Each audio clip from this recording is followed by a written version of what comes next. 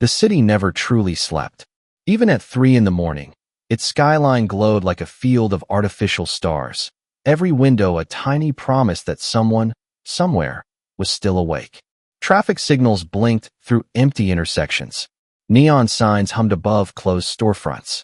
Elevators whispered up and down glass towers as if they had their own secret schedules. People called it progress.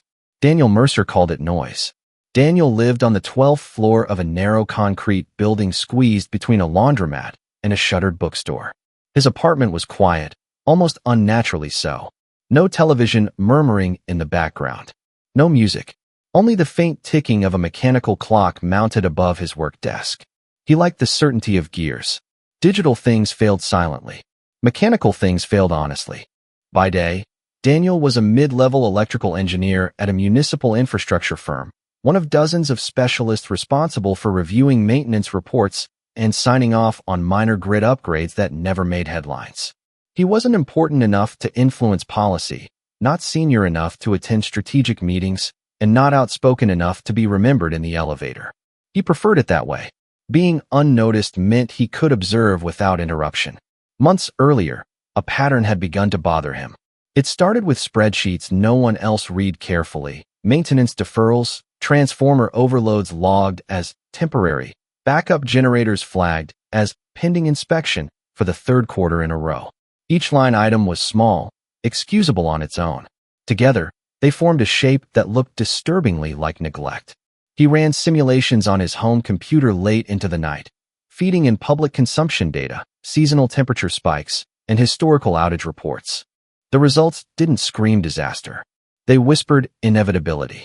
When Daniel tried to raise concerns at work, the responses were polite and dismissive. Budgets were tight. Upgrades were scheduled. The grid had redundancies. It always had. He learned quickly that certainty, when repeated often enough, became a shield against curiosity. After that, he stopped arguing. Instead, he started building. It began with a small battery array tucked beneath his desk, nothing more than a personal backup for his laptop and lights. Then came a compact inverter mounted inside a metal cabinet. Then solar panels appeared on his balcony, angled precisely to catch the longest arc of afternoon sun. Neighbors joked that he was turning his apartment into a spaceship. The building manager warned him about aesthetics. Someone down the hall laughed and called him the blackout guy. Daniel smiled, nodded, and kept measuring voltages. Preparation changed his routines. He replaced disposable flashlights with hand-crank lanterns. He stored water in sealed containers labeled with dates and rotation schedules. He learned the sound of his building's electrical riser, the faint tremor that ran through the walls when elevators peaked during evening rush hour. He mapped the neighborhood substations on printed paper and marked the locations of hospitals, grocery stores, and telecom towers with colored pins. None of it felt dramatic. It felt methodical, like tuning an instrument no one else believed would ever be played. The city outside continued to celebrate its brightness. New billboards appeared every week, brighter than the last. Restaurants competed with lighting displays that turned sidewalks into miniature suns. Daniel watched the consumption graphs climb like ivy. He watched the maintenance logs lag behind. He didn't tell anyone that his simulations had started producing the same outcome, no matter how he adjusted the variables. He didn't mention the margin of error shrinking. One evening, a brief outage flickered through his block, 3 seconds of darkness. Then the lights returned with a collective sigh from thousands of appliances restarting at once. Social media filled with jokes. Ghosts in the wires. City blinked. Daniel didn't joke. He reviewed his logs and noticed the voltage dip was deeper than the utility report admitted. He added another battery module to his array the next day. Weeks passed. The ridicule softened into indifference. His balcony panels became part of the building's visual clutter, just another oddity in a city full of them. Daniel expanded beyond his apartment, quietly helping a retired neighbor install a small backup unit for medical equipment. He showed a corner shop owner how to wire emergency lighting that would last a full night without the grid. He never framed it as preparation for disaster. He called it efficiency, cost savings, resilience. Words people accepted without feeling accused. Then came the heat wave. It arrived early and refused to leave. Air conditioners roared day and night. Transformers groaned under loads they were never meant to carry in spring. The city glowed brighter, Hotter, louder. Daniel's simulations, once theoretical, began matching real-time consumption curves with unsettling precision. He slept less. The ticking clock above his desk grew louder in the quiet moments between passing sirens and distant construction noise. On the seventh night of relentless heat, Daniel stood on his balcony watching the skyline shimmer through waves of rising air. The city looked invincible, a cathedral of light built on invisible lines. He checked his meters one last time. His batteries were full. His inverters hummed steadily. The small network he had pieced together, apartment, hallway lights, the corner shop, the neighbor's medical unit, was ready to detach if it had to. He hoped it never would. At 2:17 a.m., the hum of the city changed. It was subtle at first, a shift in pitch so slight most people would have slept through it. Daniel didn't. He stepped inside, eyes on the analog needle of his voltage gauge as it trembled, dipped, and held at a number he had only ever seen in simulations. Somewhere far beyond his neighborhood, something enormous was straining. He waited, hand hovering near the switch that would separate his tiny network from the grid. The clock ticked. The air felt heavier, as if the entire building was holding its breath. Outside, the skyline flickered once, like a candle touched by wind. The flicker did not return to normal. For half a second the city vanished, every tower and billboard erased into a single sheet of darkness. Then the lights surged back, brighter than before, as if the grid had inhaled sharply. Somewhere in the distance a transformer exploded with a dull, thunder-like pop that echoed between buildings. Dogs began barking. Car alarms woke up in confused bursts. Daniel's voltage needle jerked again, dipping lower this time, trembling like a nervous pulse. He flipped the isolation switch. The sound in his apartment changed immediately. The faint background buzz of the city's electrical current, something most people never noticed, disappeared. In its place came the steady, controlled hum of his own inverters. His lights did not flicker. His clock did not skip a second. The refrigerator continued its quiet cycle as if nothing outside existed. For the first time, his preparation was no longer theoretical. It was real, and it was separating him from millions of people he could not see. Through the window, the skyline flickered again. This time it did not recover.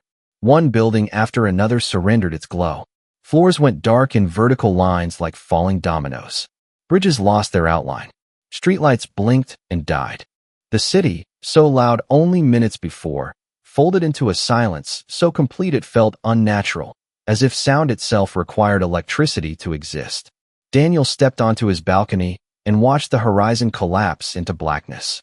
Only a few isolated lights remained, emergency generators sputtering in hospitals, the red blink of aircraft beacons on rooftops, and, faintly, his own reflection in the glass. He had predicted an outage. He had not predicted the scale. Within minutes, sirens began cutting through the dark. Not the steady, distant wail of routine emergencies, but sharp, overlapping calls from every direction. He could hear voices now, confused, irritated, then frightened. Windows opened. People shouted across balconies asking if anyone else had lost power. Phones lit up in hands, tiny islands of blue light that would soon fade as batteries drained and networks overloaded. Daniel checked his meters again. His system was stable, but the demand from the small extensions he had built, his hallway lights, the corner shop's emergency strips, the neighbor's medical equipment, had already begun to climb. He adjusted the output, rationing quietly, balancing amperage like a tightrope walker shifting weight. He had designed this network for hours, maybe a day, not for a citywide collapse with no restoration estimate. A knock hit his door, quick, uncertain. Mrs. Alvarez from across the hall stood there clutching a portable oxygen unit, her eyes reflecting the warm glow from Daniel's apartment behind him. She didn't ask what was happening. She only asked if the power would come back soon. Daniel did not answer the question directly. He guided her inside, checked the battery levels on her device, and connected a backup line he had prepared months ago. Her shoulders relaxed as the indicator turned green. Gratitude replaced fear, at least for the moment. Word traveled faster than electricity ever could. Within an hour, 3 more neighbors knocked. Then 5. Some asked for phone charging. Others wanted light in their apartments. One man demanded to know how Daniel still had power, suspicion hiding behind forced politeness. Daniel refused most requests, not out of cruelty but mathematics. His system had limits. Every additional outlet shortened the timeline for everyone already connected. Preparation had given him control, but it had also given him responsibility he never asked for. Down on the street, darkness changed behavior. Without traffic signals, intersections turned chaotic even with fewer cars. Without storefront lights, sidewalks became corridors of shadow. A distant shout turned into a scuffle. Glass shattered somewhere beyond the next block. The city was not collapsing into riots, not yet, but it was losing its structure, its invisible choreography powered by circuits and schedules. People did not panic all at once. They unraveled in pockets. Daniel turned on a small radio he had kept sealed in a drawer. Static filled the room before a weak emergency broadcast finally broke through. The message was fragmented, repeating phrases like regional failure, grid instability, and estimated restoration unknown. Unknown.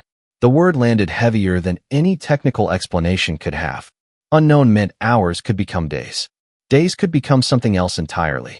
He opened his notebook and began recalculating. Battery reserves, solar recharge potential, projected consumption. The numbers were not comforting. His micronetwork could survive if he kept it contained and disciplined. It would fail if he let emotion dictate distribution. Yet every knock on the door chipped at that discipline. Every frightened face was a variable he had never included in his equations. Near dawn, a new sound rolled through the dark streets, the low rumble of a diesel generator starting somewhere nearby. Then another. Then silence again as fuel ran out or systems failed to stabilize. His balcony panels caught the first thin line of morning light, feeding a slow trickle back into his batteries. It wasn't enough to expand. It was enough to maintain. Barely. By midday, heat filled the building. Elevators were dead. Water pressure weakened. Phone networks flickered in and out like exhausted fireflies. The corner shop owner Daniel had helped months earlier manage to keep a single refrigerated unit running from the emergency line, selling bottled water at normal prices despite people offering triple. That small act of fairness drew a quiet line outside the store, order forming not from authority, but from trust. Then the officials arrived. 2 city vehicles rolled into the block, their insignias barely visible in the daylight haze. Uniformed technicians moved door to door asking questions about backup power sources. Someone had reported an independent grid. Daniel watched from his balcony as they looked up toward his panels, pointing, writing notes. He felt a tightening in his chest, not fear of punishment, but fear of misallocation. If they requisitioned his system for a larger facility, his entire neighborhood would go dark with the rest of the city.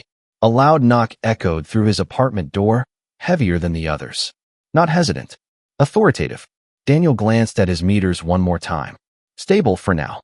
He walked to the door and opened it to find 2 officials and a building manager whose expression had shifted from annoyance to sudden respect. The officials spoke calmly, explaining that critical infrastructure nearby needed supplemental power. They had identified his setup as a valuable temporary asset. They did not threaten. They did not plead.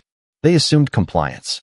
Behind them, in the dim hallway lit only by Daniel's emergency strips, neighbors watched in silence. Mrs. Alvarez stood with her oxygen unit, the green light steady but fragile. The corner shop owner lingered near the stairwell, arms crossed.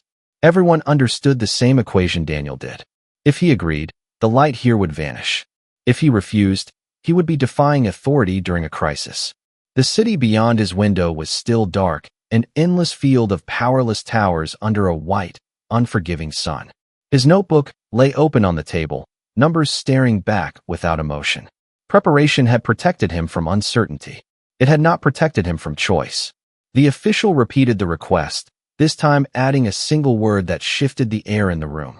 Immediately, Daniel looked past them at the hallway he had quietly illuminated, at the neighbors who had mocked him months ago and now stood within the small circle of light he had built. He felt the weight of the switch in his mind, the same switch he had flipped at 2:17 a.m., the one that separated survival from dependence. He took a slow breath, knowing that whatever he said next would decide not just who had power, but who would still trust him when the city finally came back to life, if it ever did. Daniel did not answer immediately. Silence stretched in the doorway, thick and uncomfortable. The officials waited with the patience of people accustomed to being obeyed. The building manager shifted his weight, eager to align himself with whatever side looked stronger. Behind them, the hallway glowed softly from the emergency strips Daniel had installed months earlier, thin lines of light that suddenly felt like borders between two different worlds. He asked a single question, not confrontational, not defensive, just precise. How long? The officials exchanged a glance. Their response was careful, wrapped in institutional language that avoided commitment. They needed temporary support. They expected restoration efforts to begin soon. They could not guarantee a timeline. The same word returned, dressed in different sentences. Unknown. Daniel looked at his notebook on the table, at the equations he had drawn long before this conversation existed.